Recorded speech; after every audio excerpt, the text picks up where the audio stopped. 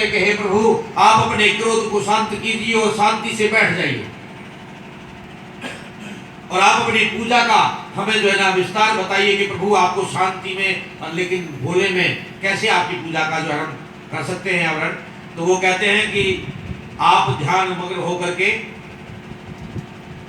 इनमें कई बात होती है कि आपकी भावना ठीक नहीं है तो सोना पूजा तो चढ़ाते रहना, आप वो सोना बेकार हो जाएगा, व्यर्थ चला जाएगा।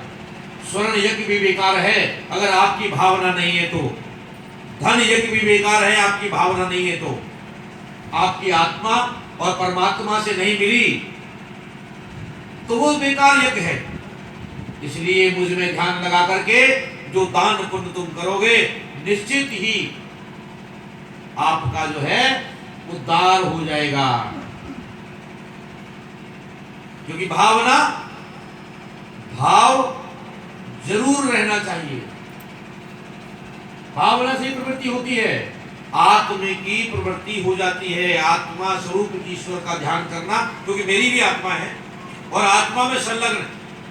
भगवान विष्णु जी ने तो स्वयं कहा है विष्णु संहिता में कि ईश्वर अंश जीव अविनाशी। अरे सब ईश्वर के तो अंश है, हमें ज्ञान नहीं है, बस हम मूर्खता में जी रहे हैं, हम ईश्वर के ही अंश हैं।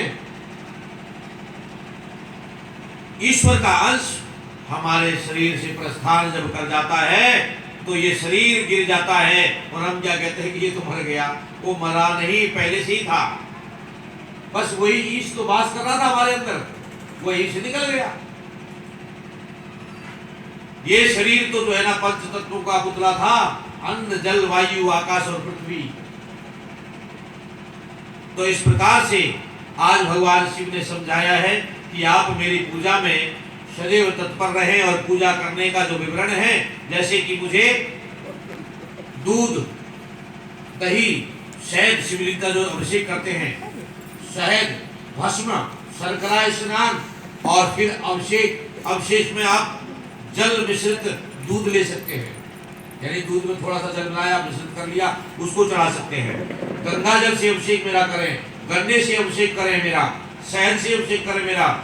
मैं ये भी वस्तु किसी निर्धन के पास में नहीं है, जिसके पास में है तो करे, और जिसके पास में ये वस्तु उपलब्ध नहीं हो पाती है वो आकर के भगवान शिवलिंग की प्रतिष्ठा कराए, और प्रतिष्ठा हुए पर शिवलिंग पर जाकर के मेरा ध्यान कर सकते।